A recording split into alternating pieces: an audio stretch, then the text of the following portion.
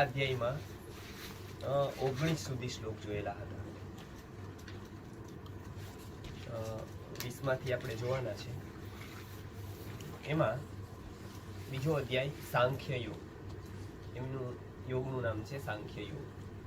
સાંખ્ય દર્શનના નામ ઉપરથી આ નામ પડેલું છે. સંખ્યા જેમાં વર્ણવેલી છે એટલે એનું નામ સાંખ્ય પડેલું છે. જગતમાં કેટલા તત્વો છે? તો 24 તત્વો છે.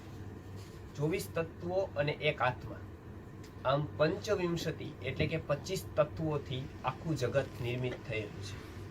આ 25 તત્વો જેને સમજાઈ જાય એને પંચવિંશતિ તત્વજ્ઞો યત્ર તત્રાશ્રમે રમન શિખી મુંડી જટિર વાપી મુચ્યતે નાત્ર સંશય. કપિલ મુનિ કહે છે કે આ 25 સમજાઈ જાય પછી એ ગમે આશ્રમમાં રમતો હોય, શીખી મુંડી જટી વાપી, કદાચ જટા રાખતો હોય, શીખા રાખતો હોય, નો રાખતો હોય, બરાબર મુંડન કરતો હોય, નો કરતો હોય, કોઈ બી સંપ્રદાયમાં માનતો હોય, ન માનતો હોય, કોઈ પણ રસ્તે કદાચ જતો હોય, પણ આ 25 તત્વો જેને સમજાઈ ગયા એ મુચ્યતે નાત્ર સંશય, એ આ જગતથી મુક્ત થાય છે.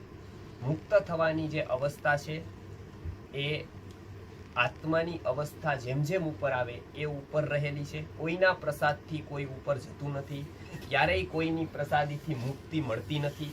પ્રસાદી સામાન્ય હોય તો ટ્રાન્સફરેબલ હોય, જેમ જેમ ઉપર વસ્તુ જાય એમ ટ્રાન્સફર હોતા નથી. જેમ ગુણ છે તો તમે પુત્રને પૈસા આપી શકો પણ ઉદારતા ન આપી શકો. તમે પુત્રને કદાચ દવા આપી શકો સારી, એને મેડિકલમાં જ લઈ જાઓ, પણ સ્વાસ્થ્ય ક્યારેય ખરીદીને ના આપી શકો. એ તો એને જ શીખડાવવું પડે. એમ જો સામાન્ય વસ્તુ શરીરના તલ ઉપરની પણ જો આપી ન શકાતી હોય, શરીરનું સ્વાસ્થ્ય પણ જો ટ્રાન્સફરેબલ ન હોય, તો મનનું સ્વાસ્થ્ય તો બિલકુલ ન હોય.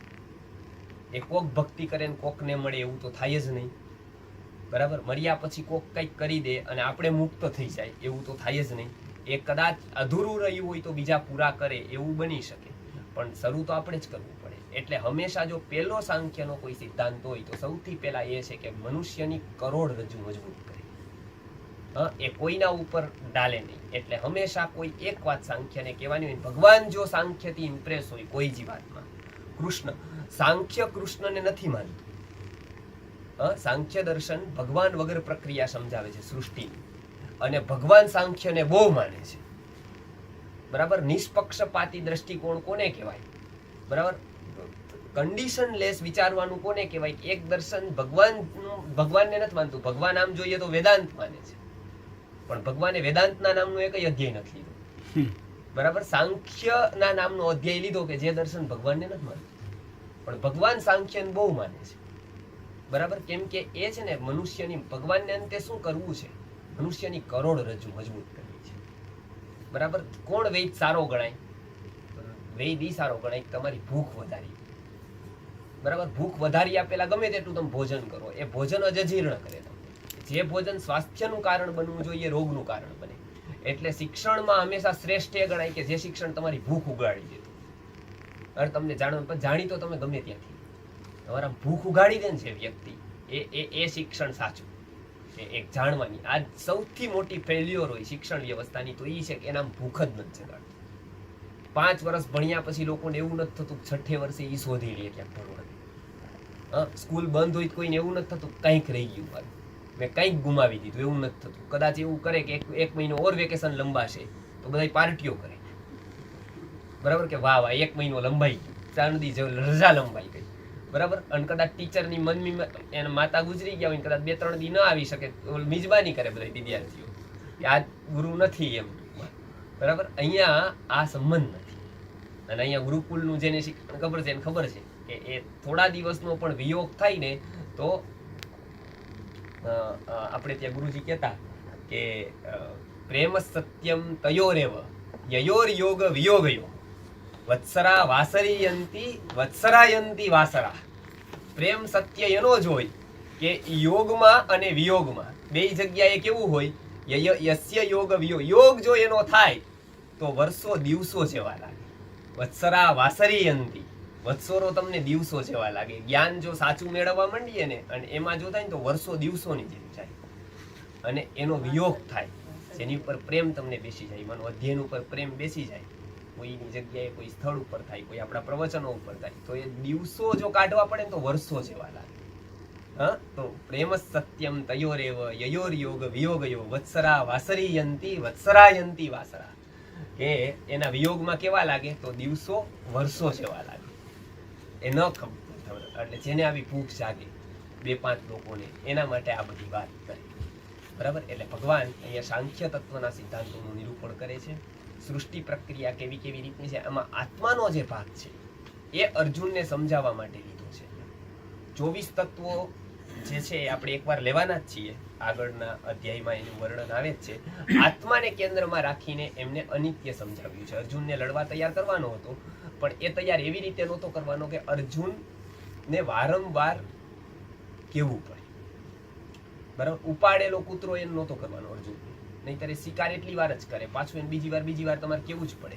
એટલે છે ને, મૂર્ખ લોકોને સાથે લાવવા સહેલા, બહુ સહેલા. એક પ્રોગ્રામ કરો ને એક જમણવાર કરો એટલે આવી જાય બધા. સાથે ચલાવવા બહુ અઘરા. બરાબર. કેમ કે એને પદે બધા પ્રશ્નો થાય અને તમારે સોલ્યુશન આપવા પડે, કામ નહીં આમ નહીં આમ. પણ સજ્જન લોકોને છે ને સાથે લઈ આવવા બહુ અઘરા, એ આવે જ નહીં. પણ એકવાર જો આવી ગયા બધા, પછી સાથે ચલાવવા સાવ સહેલા. બરાબર. એટલે અહીંયા ભગવાન બીજો રસ્તો અપનાવે છે. એને છે ને પૂરેપૂરી મન હોય ને ત્યારે જ એને ઉપદેશ કરે. એટલે અર્જુનને છે ને પૂરેપૂરો તૈયાર કરવાનો છે. એટલે એને સાંખ્ય તત્વમાં, સાંખ્ય યોગમાં જે આત્માનું નિરૂપણ છે, કે જે જીવનનું કર્તવ્ય અકર્તવ્ય શું એ શીખવે છે. બરાબર. અનેક માન્યતાઓથી, અનેક પૂર્વગ્રહોથી મુક્ત વિચાર કરતા એમને શીખવે છે. આપણા બધાના મન વિચાર અનેક બાબતોથી ઘેરાયેલા હોય. આપણે જે જન્મ્યા હોય, આપણે જેવું સહન કર્યું હોય, આ બધું રાખીને આપણું વિચાર તંત્ર ચાલતું. એટલે આપણે છે ને બહુ શુદ્ધ વિચાર ન કરી શકીએ. એનું કારણ કે આપણે ક્યાંક ને ક્યાંક કોકની યાર બંધાયેલા.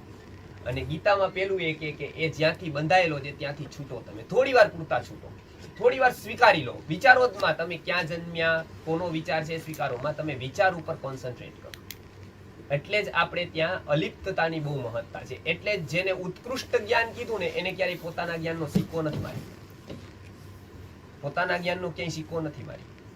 જેને ઉત્કૃષ્ટ જ્ઞાન ઘટિત થયું, જેમ કે વેદ છે, તો વેદ કોઈએ લખ્યા નથી. આપણે એવું કઈ અપૌરુષેય છે, મતલબ લખાણા તો છે જ, પણ પોતાપણું જેનું નીકળી ગયું, વ્યક્તિત્વ જેનું પૂરું થઈ ગયું, પછી જે વિચાર નીકળો, એટલે વેદ અપૌરુષેય છે. પૌરુષત્વ પૂરું થઈ ગયું, એ અવસ્થા એની આવી ગઈ. બરાબર. ઇવન ગીતામાં કેટલી જગ્યાએ એવું છે કે જે કૃષ્ણનું પોતાનું કન્સેપ્ટ છે. જેમ સ્થિત પ્રજ્ઞનો કન્સેપ્ટ કૃષ્ણનો પોતાનો છે. સ્થિત પ્રજ્ઞ શબ્દ ક્યાંય પણ નથી. ઉપનિષદ અને વૈદિક વાંગ્મયમાં ક્યાંય સ્થિત પ્રજ્ઞનો કન્સેપ્ટ નથી. એ કૃષ્ણનો પોતાનો છે. એવું કહી શકત કે આ મારો પોતાનો છે, પણ એમને એવું નથી કીધું. એમને જ્યારે પ્રશ્ન થયો કે આ તમે જ જ્ઞાન કહો છો ને, તો કે નહીં, ઋષિર્ભીર બહુધા ગીતમ છંદોભીર વિવિધૈ પૃથક બ્રહ્મસૂત્ર પદેશ્ચૈવ હેતુમદ્ભીર વિનિશ્ચિતૈ.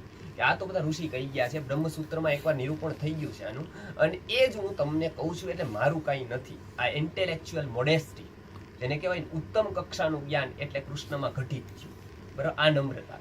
હવે આના ઉપર પીએચડી લઈને કેટલા એવું કહે છે કે આ મારું છે, આના ઉપર કોઈ કોપીરાઇટ છે મારો, આ કોઈ ન કરી શકે કોપી.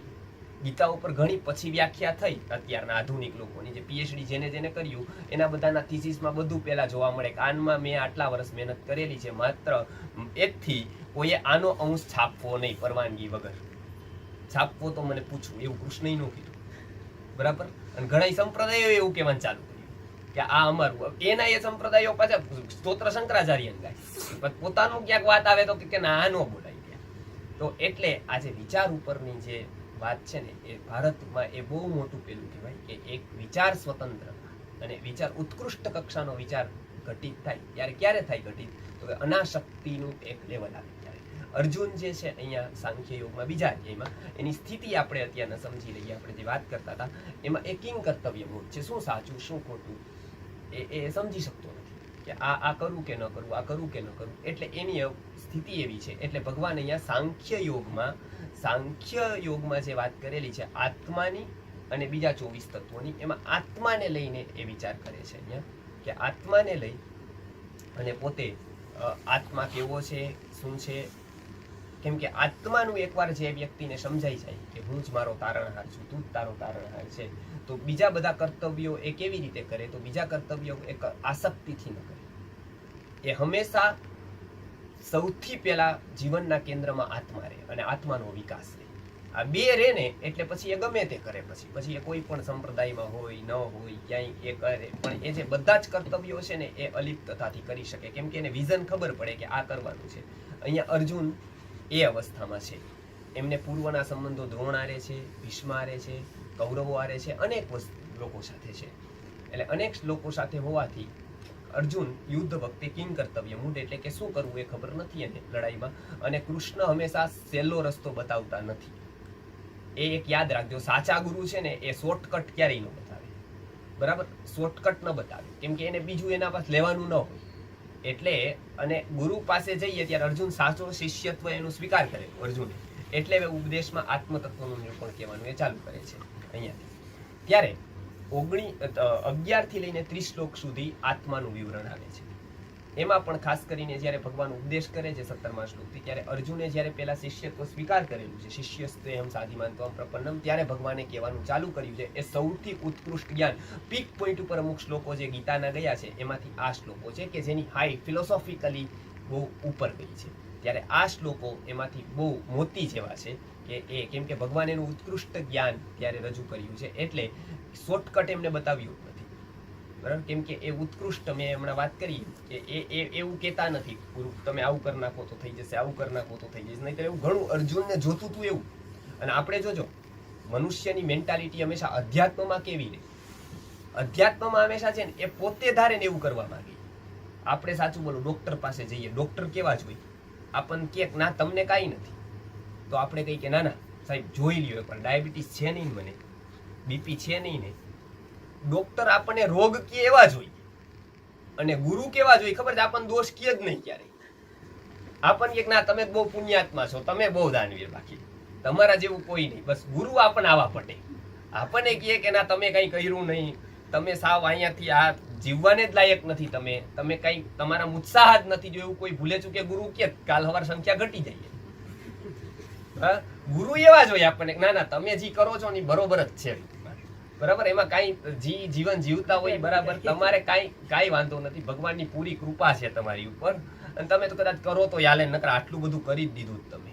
એટલે શું આપણને એમ લાગે કે ના ના આ ગુરુજી બરોબર, આ છે ને આ આપણને આમ બને એમ, બાકી આપણને ઉત્સાહ આમ કરી દઈએ એમ ટૂંકમાં. એટલે આપણે છે ને બેઠા હોય એટલે આપણે ઓર બેસી જઈએ કે બહુ કરી દીધું મેં તો, બરાબર? એટલે કે તમે તો આમ કેવું બધું સારું એમ ટૂંકમાં, ભગવાનની પૂરી કૃપા, એટલે આપણને લાગી જાય કે ના ના. પણ આપણને એટલે છે એ એક તો આપણે મૂર્છામાં સૂતા હોય, બરાબર? અને આપણને પાછી મૂર્છા જોઈએ, એટલે હાસ્ય કલાકારો બીજા બધા જે આવા કામ કરવા વાળા એ શું કરે, તમને જો ઘા પડે ને તો પેલા તમે ઉપર ચામડી આવે એવું ડોક્ટર ન કરે. આ ડોક્ટર બધાને ખબર છે, પેલા સાફ કરે. સીધી ચામડી આવે ને તો અંદર સડો રહે, બરાબર? સીધું એને પેલા સાફ કરે ને પછી નવી ચામડી આવે ને એવું એ કરે. એટલે દરરોજ ઘાને ધોવે, એટલે સાફ કરે પછી ચામડી આવે. હાસ્ય કલાકારો જે તમારું હાસ્ય લાવે એ તમારું ઓરિજિનલ હાસ્ય ન હોય, એ ત્યાં તમે ખડખડાટ હશો, પણ જગત પાછા તમે ઘરે આવો એટલે હોના એ જ હોય, બરાબર? ત્યાં તમને મૂર્છામાં આવે કે આ હા હા હા હા હા હા કરીને આપણે હસી લઈએ, ને આપણને એમ થાય કે આ હા ગીતામાં જે કીધું આપણને પ્રસન્નાત્મા જીતેન્દ્રિય એવું આપણું થઈ ગયું એમ, બરાબર? પણ એ ઘરે પાછા આવી એટલે આ તડકો લાગતો એનાથી વધારે લાગે છે. મેસીમ બેસીને જાય તો એનો તડકો હોય 40 ડિગ્રીનો, એ આપણને 42 નો ફીલ થાય, કેમ કે આપણે જે લઈને આવ્યા પરમેનન્ટ તો નથી એસી ની હવા, કાંઈ અત્યારે પૂરતી જ હતી. ત્યાં તો આપણને તડકો ઓર વધારે લાગે, બરાબર? કેમ કે અભ્યાસ આપણે ન કર્યો હોય. તો ત્યાં હાસ્ય કલાકારોના જે પ્રોગ્રામ થાય એ પ્રવૃષ્ટતા છે, પ્રસન્નતા નથી. એટલે એ છે ને એ સાફ કર્યા વગર ચામડી લઈ આવવાની વાત છે. ત્યાં જે હાસ્ય થાય ને, ગીતા એવા હાસ્ય માનતી નથી. એટલે અહીંયા છે ને જગાડે વ્યક્તિને. એટલે સાચા ગુરુ શું કરે તો એ છે ને અહીંયા કૃષ્ણ એટલે એવું શોર્ટકટ ન બતાવ્યું અર્જુનને, કાંઈ વાંધો નહીં, તું ન લડતોય ચાલશે, બીજો ઉપાય આ કર દે, તે કર દે, એવાય રસ્તા છે ઘણા બધા. એવું ન કીધું નહીં, લડવું તારું આ કર્તવ્ય છે અને આ તારે કરવું જ પડે. કદાચ હું હોઉં ને તો કદાચ મારે જો કરવું પડે ને તો એ કરવું જ પડે, એના વગર આ થાય જ નહીં, બરાબર? એટલે આ છે ને આ જગાડવાની, અને આ જાગી જાય ને એકવાર વ્યક્તિ, એની આનંદની અનુભૂતિ અલગ હોય. એને ખબર પડે કે જીવનમાં મેં કંઈક કરી દીધું. જે અર્જુન છેલ્લે કહે છે ને કે આ સારું થયું, 11મા અધ્યાયમાં કબૂલાત આપે છે કે હે કૃષ્ણ હે યાદવ હે સખેતી અજાનતા મહિમાનમ તવેદ મયાત પ્રમાદાત પ્રણય સખેતી મત્વા પ્રસભમ યદુક્તમ, કે મેં સખા જાણીને તમને કંઈ કીધું તમારી યાર આવો સંવાદ કર્યો એ હું ક્ષમા માંગુ છું. એ ત્યારે એવું થયું કે આ જે વાત કરે છે ને આ પ્રેક્ટિકલી છે, આ વાસ્તવમાં મને એવું ઘટિત થઈ ગયું એમ. એટલે સાચા ગુરુજી એટલે કેટલાય લોકો ત્યાં ગુરુજી, અમારા ગુરુજી જતા ખાસ કરીને, બીજા બધા ત્યાં જાય એટલે વ્યક્તિ પાસે 2 હોય તો 3 ધંધા કરે, 3 હોય તો 5 કરે, 5 હોય તો 6 કરે, એમ આ કરતા જાઓ, આ કરતા જાઓ, આ કરો, આ કરો, આ ગ્રહ શાંતિ કરાવો એટલે તમારું આમ ભલું, આ કરો એટલે આમ થઈ જાય, ઓલું કરો એટલે આમ. મારા ગુરુજીની એક વિશેષતા હતી કે એની પાસે આવે ને એટલે એકાદો ધંધો ઓછો કરી, બરાબર.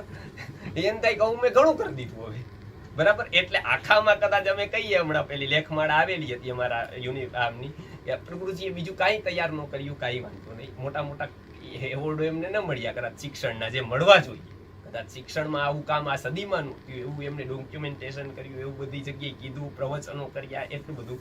પણ એક વાત એમને એવી કરી કે કોઈ એક નિયમ એવો હોય, કોઈ એક વિદ્યાર્થીઓ તૈયાર કર્યા હોય કે પોતાનું એકાઉન્ટ ભરાય વર્ષે એટલે અડધું એકાઉન્ટ ખાલી કરી દે ગીતા માટે, ગીતાની સ્પર્ધા કરે કોલેજોમાં, સ્કૂલોમાં, ત્યાં ઇનામ આપે પોતાની રીતે, બરાબર. એ બધા લોકો શું કરતા હોય તો અત્યારે વારાણસીમાં અત્યારે સ્પર્ધા થઈ તો રસ એ વ્યક્તિ વેચે છે, બરાબર. એને સ્પર્ધા કરીને ઇનામો આપ્યા બધાને 50,000 1.5 લાખ રૂપિયા વાળા પગાર વાળા જે પ્રોફેસરો છે બધા લોકો ત્યાં મેં ચીફ ગેસ્ટ તરીકે આવ્યા હતા, બરાબર. એ લોકો ગીતાના જ છે. તમારે આ યુનિવર્સિટી એક તૈયાર ન કરી, જો તો એ એક અમે જેમ સમાજમાં જાય છે ને એમ અમને ખબર પડે છે કે આ શિક્ષણથી તો કોઈ એવા તૈયાર થયા તો એવું કદાચ આવું ઉદારત્વ આવ્યું ગીતા માટે કઈક ખર્ચમાં, ગીતા માટે કઈક કરવાની તમન્ના આવી અને પછી આપણે કઈક આગળ નથી જતું, આમ નથી થતું, તેમ નથી થતું. પણ એ ક્યાંથી થાય? આપણી હોડી કેટલી જગ્યાએ જો બંધાયેલી હોય દોરડાથી તો એને ગમે તેટલા હાલેસાર વધારો એ આગળ ન જાય. આવું તો બધું કે દિવસનું થતું રહેશે. એટલે ખાસ સાંખ્યનું જે તત્વજ્ઞાન છે ને જીવનમાં બહુ જરૂરી છે. એ જો વ્યક્તિ ભણતો નથી, એ શીખતો નથી ને તો જીવનમાં ઘણું બધું એનું થઈ જાય છે જાગવાનું. એટલે આ શ્લોકમાં ભગવાન અહીંયા આત્માના કેન્દ્રમાં બતાવીને એમને કહે છે કે તું જીવનને જાણી લે. એટલે કેટલાક લોકો એવું પૂછે કે પૂર્વજન્મ જાણી શકાય કે ન જાણી શકાય, એટલે જીવન શું છે ત્યારે ભગવાન અહીંયા ખાસ કહે છે કે આ જન્મ જો તમે જાણી લો ને, આ જન્મ ક્યાં જાણ્યો આપણે? આ જન્મ જેને જાણવા માંડે ને જેમ આગળ વધે ને એમ એને પૂર્વજન્મ એ સિદ્ધ થતો જાય, એ સ્પષ્ટ થતો જાય એમનો. એવા ઘણા બધા ઉપાયો છે વૈદિક વાંગ્મયમાં કે તમને પૂર્વજન્મ ખબર પડી શકે. અને બુદ્ધ અને મહાવીરે જો કોઈ ક્રાંતિ કરી હોય તો અહિંસા એમને દીધેલો બહુ મોટી વાત નથી. અહિંસા છે, કરુણા છે, જે બંનેની તમે હાઇલાઇટ કરો જગત તો એને અહિંસા અને કરુણા તરીકે ઓળખે છે. પણ એને સૌથી વધારે જો કોઈ પ્રક્રિયા આપી તો જાતિ સ્મરણની પ્રક્રિયા. તમે પોતે તમારો પૂર્વજન્મ યાદ કરી શકો એવી પ્રક્રિયા ત્યારે એ લોકોએ વિકસાવી. જાતિ સ્મરણ જ્ઞાન એને કહેવાતું. ત્યારે એમાં બુદ્ધે અને મહાવીરે આ બહુ મોટી ક્રાંતિ કરી. એ પૂર્વજન્મ યાદ થતા જ પછી વ્યક્તિ આત્મા ઉપર વધારે ને વધારે જાગી શકે. પછી કાંઈ જરૂર ન રહે, કોઈ પ્રવચનની એમને જરૂર ન રહે, કેમ કે એને અંદરથી જ ફીલ થઈ જાય કે આ તો હું અત્યારે જે દોડમાં છું એવી દોડ તો મેં હજારો વર્ષ સુધી કરી દીધી. હંમેશા એવું લાગ્યું કે આ કરીને હું સુખી થઈશ, પણ એ કરી દીધું, સુખી તો હું થયો નહીં. હંમેશા સુખ મારાથી એક ડગલું આગળ જ ચાલતું. એટલે મેં આ થાપ તો મેં 1000 જન્મારાથી હું ખાતો આવ્યો છું, હજી પાછી ખાઈશું. ઈ છે ને ઈ કોઈ કે તેને ન ખબર પડે, પણ પોતાને જ્યારે જાગી જાય ને જાતિ સ્મરણ જો જ્ઞાન થાય તો એ પ્રક્રિયા વિકસાવતા એની પાછળ લાખો લોકો આવ્યા, હજારો લોકો આવ્યા. એનું કારણ શું હતું? એનું પ્રવચન એવું નહોતું. એનું કારણ એવું હતું જાતિ સ્મરણની જે પ્રક્રિયા હતી એનાથી પૂર્વજન્મ યાદ આવતું. પૂર્વજન્મ યાદ આવી જાય એટલે ખબર પડી જાય. એ વ્યર્થતા જો સમજાવવાની હોય, પોતે ક્યાં છે એ જો સ્ટેન્ડ સમજાવવાનું હોય તો એ બુદ્ધની પ્રક્રિયા આ કૃષ્ણને અનુસરે છે. એટલે કૃષ્ણએ આજે અર્જુનને એ જ કહેવા માંડ્યા છે કે આવા જન્મારા કેટલી જગ્યાએ થયા છે, થવાના છે. આત્મા નિત્ય છે, શરીર આવે એ અનિત્ય છે. મહાભારતમાં ખાસ વાંચવાનું થાય તો ભારત સાવિત્રી વાંચવા જેવી છે. ભારત સાવિત્રીનો એક સંવાદ છે, ત્યારે 4 જ શ્લોક છે, 5 શ્લોક છે. તો માત્રા પિતૃ સહસ્રાણી પુત્રદાર શતાની છે, સંસારેષ્વનુભૂતાની યાતિ યાસ્યંતી ચાપરે. બરાબર. આવા જન્મારા આપણા 1000 થઈ ગયા, 1000 પાછા થશે, 1000 થઈ રહ્યા છે. આમાં કેટલા લોકોની યારે સંપર્ક આવશે. એકમાં કદાચ પત્ની હોય તો બીજામાં ઈ માતા થઈને આવશે, બરાબર. એકમાં કદાચ ભાઈ હોય તો આવતા જન્મે ઈ ક્યાં હશે, આપણે ક્યાં શું. આવા હજારો જન્મારા આપણા ગયા. પણ નિત્ય જે આત્માની વસ્તુ છે, નિત્ય સિદ્ધાંતો છે, એમનેમ રહેવાના છે. એટલે હર્ષસ્થાન શતાની ચ શોક હર્ષસ્થાન સહસ્ત્રાણી ભયસ્થાન શતાની ચ દિવસે દિવસે મૂઢમ આવિશંતિ ન પંડિત. એટલે જે ભારત સાવિત્રી છે મહાભારતનો પાઠ, એ ખાસ વાંચવા જેવો છે. એટલે ઇમામ ભારત સાવિત્રી પ્રાતર ઉત્થાય યહ પઠેત, બરાબર, કે જે પણ આ ભારત સાવિત્રીનો પાઠ કરશે એ મહાભારતનું પુણ્ય મેળવશે, એવું મહાભારતમાં વેદવ્યાસે કીધું. એટલે ખાસ શું કામ છે, એ હંમેશા છે ને યાદ દેવડાવે છે. હંમેશા એ ત્યાં જવાનું છે, આવું કંઈક કરવાનું છે, એનું યાદ દેવડાવે. એટલે ભારત સાવિત્રી આ હવે જે ભગવાન 19મા શ્લોક સુધી આપણે અત્યારના જોયું હતું કે આત્માનું નિત્યત્વ 11મા શ્લોકથી લઈ અને 19મા શ્લોક સુધી સમજાવ્યું. આત્મા નિત્ય છે, અપરિવર્તનીય છે, આ બધી વસ્તુ કહીને 19મા શ્લોક સુધી આવ્યા હતા. 20મા શ્લોકથી હવે આપણે શરૂ કરશું કે એ કેવો છે. દેખાય છે તો અલગ છે, ઉલટું છે, કેમ કે આત્મા તો દેખાતો નથી. અત્યારના વૈજ્ઞાનિકોના મત પ્રમાણે 19 ગ્રામ એનું વજન થાય છે, જે જીવતો વ્યક્તિ અને મરેલો વ્યક્તિ. રશિયામાં સંશોધન કર્યું જ્યારે, ત્યારે અમારા ગુરુજીને કીધું હતું એમને કે આટલું થાય છે. લિંગદેહ જ્યારે વેદાંત પ્રક્રિયા પ્રમાણે જાય ત્યારે પંચ જ્ઞાનેન્દ્રિય, પંચ કર્મેન્દ્રિય, પંચ પ્રાણ, મન અને બુદ્ધિ, આ 17 તત્વો લઈ અને આત્મા વયો જાય છે. એને કોઈ ક્યારેય રોકી શક્યું નથી, કોઈ ક્યારેય બાંધી શક્યું નથી. આપણે જે સિકંદરની વાત જોઈ હતી, અમને ખબર પડતા જ કે મારે મરવું પડશે, મારે જવું પડશે. એવું જ્યારે સિકંદરને પહેલી વાર ફીલ થયું ને, ત્યારે આલમ મારાએ એને સમજાવ્યું હતું, જેનું આપણે ગયા વખતે વર્ણન કર્યું કે એ જે 17 તત્વો છે ને એ લિંગદેહ કહેવાય છે. અને એ જેનામાં આવે એટલે એ શરીર પાછું ઊભું થાય છે. જેનામાં પણ જેમ કે લિંગદેહની પ્રક્રિયા શંકરાચાર્યજીએ જ્યારે પરદેહ કાયા પ્રવેશ કર્યો, પરકાયા પ્રવેશ, એ પરકાયા પ્રવેશ પણ સાયન્ટિફિક છે કે એ થઈ શકે. જો કોઈ લિંગદેહ પોતાનો કાઢીને બીજામાં જો નાખી શકે તો બીજાનું શરીર મળદું હોય એ પણ ઊભું થઈ શકે, કેમ કે શરીર અંત્યા લિંગદેહથી ચાલે છે. અને લિંગદેહ વાયુર્ગંધા નિવાસયાત, જેમ 15મા અધ્યાયમાં ભગવાને કીધું કે આવી રીતે એ લઈ અને વાયુ જેમ ગંધને લઈ જાય છે, એવી રીતે જ આ લિંગદેહને આત્મા આત્મા છે એ આ બધા તત્વોને લઈને વયો જાય છે અને બીજી જગ્યાએ જન્મ લઈ લે છે. ઉત્કૃષ્ટ જ્ઞાન જે 15મા અધ્યાયમાં કહેવાયેલું એનો બેઝ અહીંયા તૈયાર કરે છે. એટલે બીજો અધ્યાય જ્યાં સુધી થાય નહીં ત્યાં સુધી 15મો અધ્યાયમાં કાંઈ ખબર પડે નહીં કે આ શું એની વાત ચાલે છે. બરાબર, લોકો કે એ મર્યા પછી બોલાઈએ 15મો અધ્યાય. કેટલાય લોકો પારાયણ કરે જીવતા, એટલે જીવતા ન કર્યું હોય તો કદાચ મર્યા પછી કરે તો સારું જ છે. પણ એમાં 15મા અધ્યાયમાં કેટલાક કેમ એ રખાય તો કે એ ટૂંકો છે ને એટલે 20 શ્લોકમાં પૂરું થાય એમ જલ્દી. કેમ કે આપણે તો શું છે, પતાવાની વાત આવે બધી જગ્યાએ એમ. બરાબર, પૂજા બી એવી હોય કે ભાઈ આમ પૂજા પતાવી દીધી એમ. 8 થી 9માં પૂજા પતાવવાની વાત આપણી આવે. એમાં કઈ રોમાંચ હોય, એમાં કઈ આપણને આનંદ હોય એવું ન હોય એમ. ગીતાનું જલ્દી પતે તો સારું એમ ટૂંકમાં. બરાબર, એટલે એ જે વાયુર્ગંધા નિવાસે જે ભગવાન કહે છે 16 તત્વો લઈને જાય છે, તો એ શરીરમાં રહે છે. તો બદલે છે કોણ? આત્મા બદલે છે. કોણ બદલે છે? તો અહીંયા આ શ્લોકમાં બતાવે છે કે શું શું બદલે છે, શું નથી બદલતું. ત્યારે એ કહે છે કે ન જાયતે મ્રિયતે વા કદાચિન નાયમ ભૂત્વા ભવિતા વા ન ભૂયઃ અજો નિત્ય શાશ્વતોયમ પુરાણો ન હન્યતે હન્યમાને શરીરે. પેલું જ છે આપણને શબ્દ છે સેમ. આ જ મંત્ર મુંડકોપનિષદમાં આવેલો છે. બરાબર, એટલે અહીંયા કોપી કરવાનો અધિકાર બધાને હોવાથી ક્યારેય એ દુર્ગુણ નથી મનાયેલો. કોઈનું કોઈ કહે તો અહીંના લોકો તો બધા કે ના ના અમારા સંતનું પેલા સાંભળીને કહે છે, પણ એમાં કઈ ખોટી વાત જ નથી. એ તો ઉલટાનું એને ગૌરવ લેવું જોઈએ, જો મારી વાત બધાય કરે છે, એ દોષ છે જ નહીં. ભગવાને બેઠે બેઠો ઉપનિષદમાંથી અહીં લીધું, એમાં ક્યાં વાંધો જ કઈ. બરાબર, એટલે આ બેઠે બેઠો મંત્ર છે એ મુંડકોપનિષદમાં આવો જ મંત્ર છે સેમ. અહીંયા એ કહે છે કે ન જાયતે. બરાબર, આપણે પેલી એવી છે કે જાયતે, આત્મા કેવો છે કે ઉત્પન્ન થાય છે. બરાબર, એટલે એના 6 વિકારો ગણ્યા છે. એ કોના છે? શરીરના છે, આત્માના નથી. એટલે પેલા જો અસ્થિ, 6 વિકારો ક્યાં ક્યાં છે શરીરના? તો કે અસ્થિ. પેલા ગર્ભમાં આવે એની આખી પ્રક્રિયા બતાવેલી છે ગર્ભોપનિષદમાં. ભારતીય તત્વજ્ઞાનમાં આવું થોડું થોડું જાણતું રહેવું, કામ કેમ આવે છે, આવું શું કામ થાય છે. ડોક્ટર ટોખો કહે છે એમ કથા સાંભળી ફૂટ્યા કાન, તોય ન થયું આત્મજ્ઞાન. એમ ટૂંકમાં કંઈક ચાલે છે એવું કંઈક ખબર પડે કે આવું બી કંઈક હોય એમ ટૂંકમાં. બરાબર, નહીતર તો શું થાય, ઘણા લોકો હોય કે અહીંયા ગાયને ઘાસ ખવડાવે આ વેતરણી નદી પાર થઈ જાય એમ ટૂંકમાં. એમ કોઈ યમ ને આન તેને બધા આવે તો આપણને ગીતા એવું કહે છે કે નથી કહેતી, ભગવાનનો એવો ક્યાંય મત છે કે નથી, આખા મહાભારતમાં એવું ક્યાંય કહેવાયેલું છે કે નથી કહેવાયેલું, આમાં કઈ ખબર જ નહીં. હવે સૌ પોતપોતાની રીતે કીધે રાખે કે આમ કરી દો એટલે આમ થાય ને આમ કરી દો એટલે આમ થાય.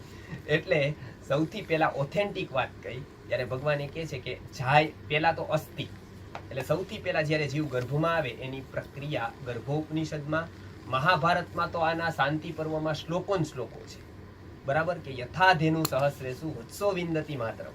1000 ગાય હોય ને વાછરડું એની જ મા પાસે જાય.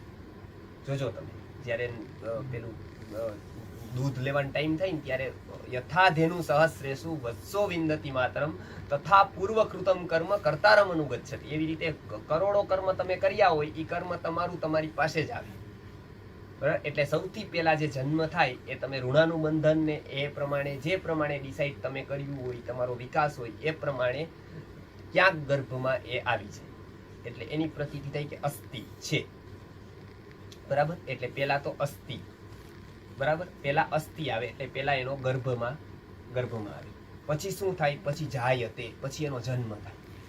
એટલે આપણે એને બર્થ ડેટ મનાવીએ, બર્થ કહીએ, એ બધું જ થાય એ પછી થાય, એટલે જાયતે થાય. પેલા તો એ હોય પછી જે જન્મે ને, બરાબર. એમાં કેટલાક જે પ્રાણી પશુઓ હોય એ એમનેમ થાય, એને કોઈની જરૂર નહીં, એને મીટિંગની કાંઈ જરૂર નહીં. કેટલાક લોકો અંડજથી વાયાન થઈને આપણે જરાયુજથી થઈને જાય, કેટલાક પરસેવો નીકળે ઉત્પન્ન થઈ જાય. જેમ માકડ વગેરે છે તો એને સ્વેદ જ કહેવાય.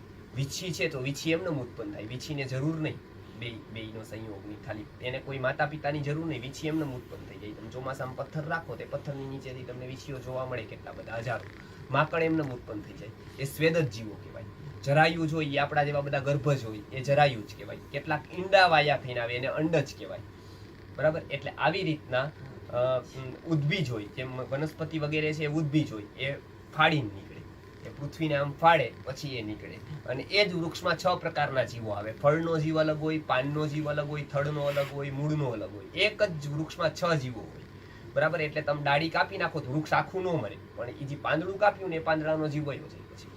એટલે એક જ વૃક્ષમાં 6 પ્રકારના જીવો રહે. વેદવ્યાસે જે આ વર્ણન કર્યું અને શંકરાચાર્યજીએ જે શાંકર ભાષ્યમ લખ્યું, આયુષે 16મે વર્ષે વર્ણયામી જગત્રયમ, કે આયુષ્યના 16મા વર્ષમાં હું જગત્રયનું વર્ણન કરું છું. અહીંયા એમ ટૂંકમાં એક બી વાત એવી નથી જે ઇલોજિકલ હોય. આ તમને એ કરી દો, આટલા એના પેરામીટર્સ છે કે અહીંયા જીવ છે એ સાબિત થઈ જાય. જગદીશચંદ્ર બોઝે તો પછી ધાતુમાં જીવ છે એવું કીધું.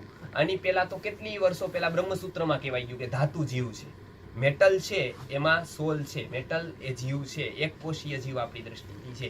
એટલે આત્માનું તત્વજ્ઞાન આવું એટલું બધું સૂક્ષ્મતાથી આપ્યું, તમે એક પળે એની પરીક્ષા કરી શકો કે આ બરાબર, આ જીવ જ આવો જ હોય, આ આવો જ હોય. તો એવું ક્યાંથી જાણી લીધું? એને એક જ કીધું કે અમારું આમ ઉપર રાઈટ આવી ગઈ ને એટલે અમે આ બધું જાણ્યું. ત્યારે પેલા અસ્થિ, પેલો વિકાર કયો છે? અસ્થિ. પછી જાયતે એટલે જન્મ થાય. આ શ્લોકમાં 6 વિકારનું વર્ણન કરેલું છે. ન જાયતે એવું શું કામ કીધું? કેમ કે જાયતે એવું શરીરનું છે, એ આત્માનું નથી, એવું એ સમજાવવા મને ભગવાન. એટલે પેલો વિકાર છે અસ્થિ, પછી છે જાયતે, પછી છે વર્ધતે, એટલે પેલા હતો, પછી જન્મ્યો, પછી વધ્યો, બરાબર. એ વધે છે કોણ? આત્મા નથી વધતો. એ કોણ વધે છે? શરીર વધે છે. એટલે અસ્થિ, જાયતે, વર્ધતે, પછી વિપરિણતે, એટલે વિપરિણામ થાય છે. તમે નાનું છોકરું હોય તો પતલું હોય, પછી જાડું થાય, પાછું પતલું થાય, આ વિપરિણામ થાય છે, બરાબર. આ વિપરિણામ થતું હોય. આપણે નથી વજન વધારીએ ને ઘટાડીએ ને જીમમાં જઈએ ને ત્યાં જઈએ ને એ બધું જ્યારે કરીએ ત્યારે શું થાય છે? શરીર વિપરિણામ પામી શકે, બરાબર. એટલે શરીર ઉપર આવા પ્રયોગો કરે કેટલા બધા લોકો, સારી રીતે કરે.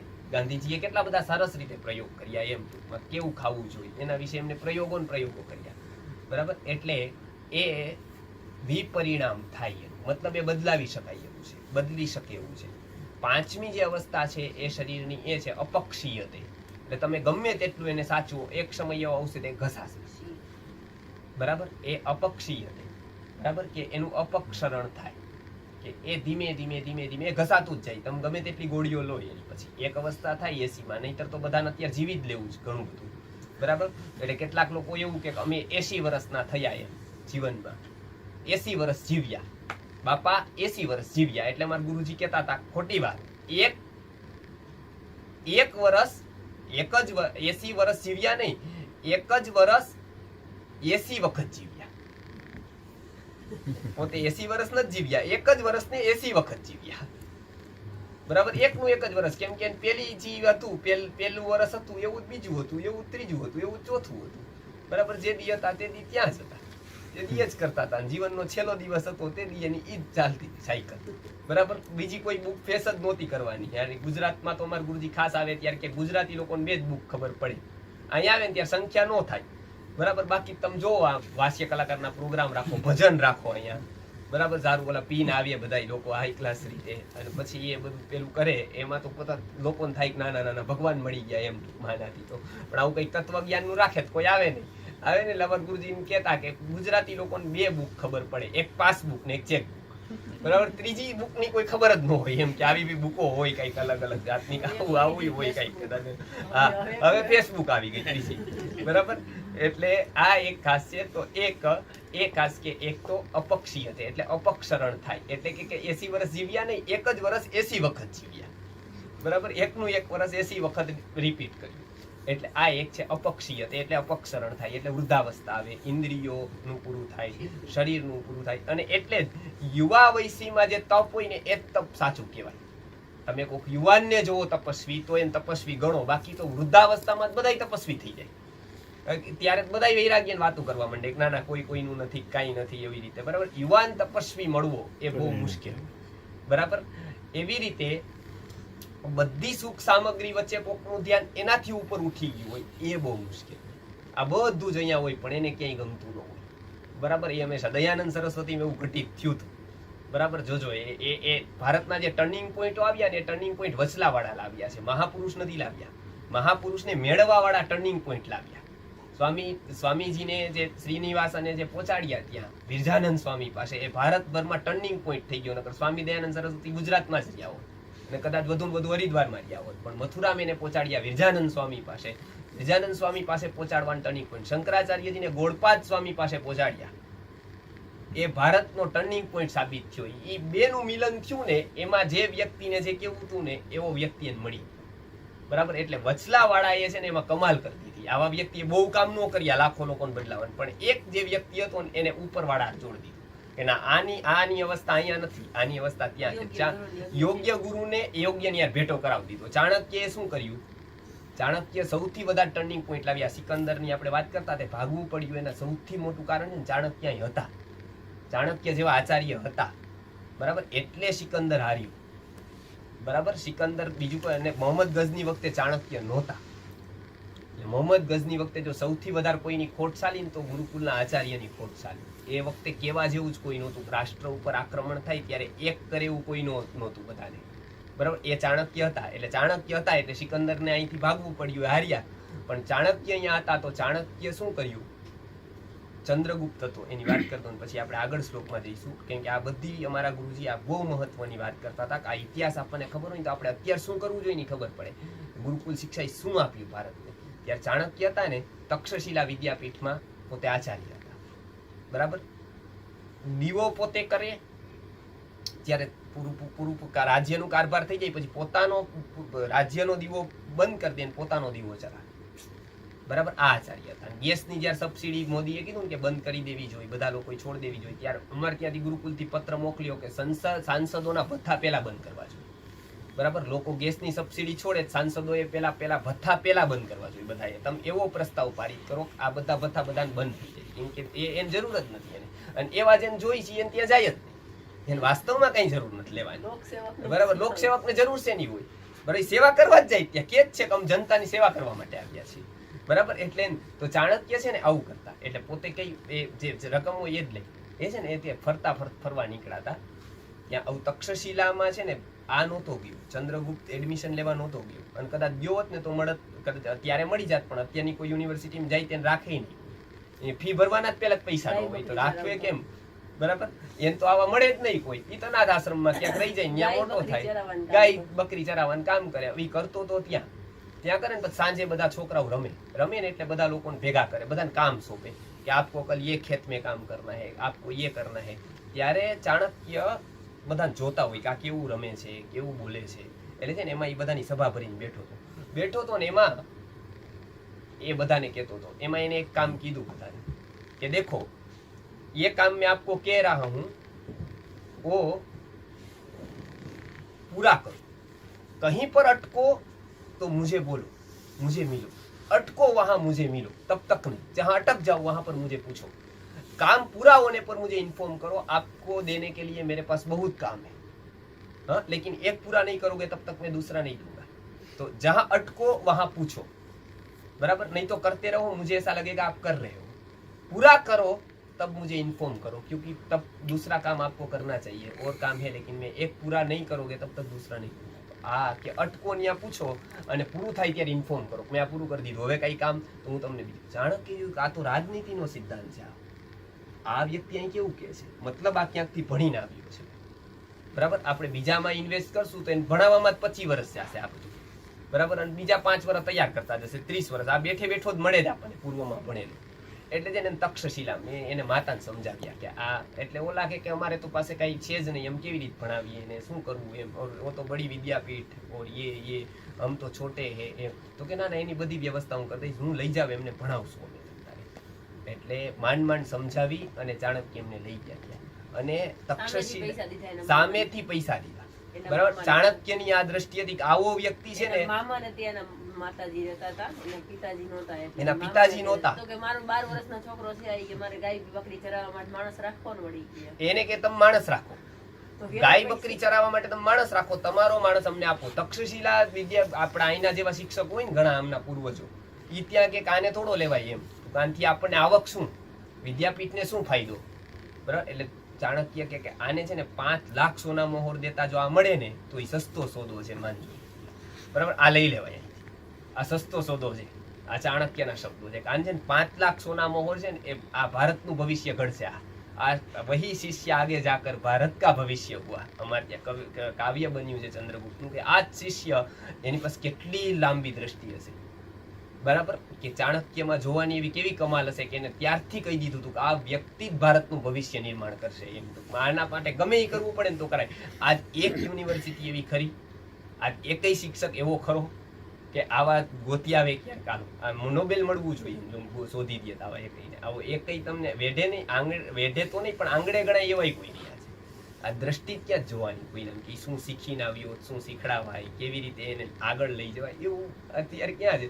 આપણે કહીએ કે શિક્ષણ બહુ ઉપર આવી ગયું, નહીતર ચંદ્રગુપ્ત નો આવી ગયો અત્યારના. એ કરોડોમાં એકાદો હોય એને શોધી લીધો. ઇવન જે કૃષ્ણમૂર્તિ એવી રીતે મળ્યા, જોજો જે મહાપુરુષો ને આવી રીતે મળ્યા. જે કૃષ્ણમૂર્તિએ જો થિયોસોફિકલ સોસાયટી હતી એની બેસેન્ટને વાંચજો તમે, કેરલિયન એને જોયો ત્યારે એને ખબર પડી કે આ છે ને આ બહુ વિશિષ્ટ વ્યક્તિ છે, આ અહીંયા ન ચાલે, આને ઉપર મોકલો એમ.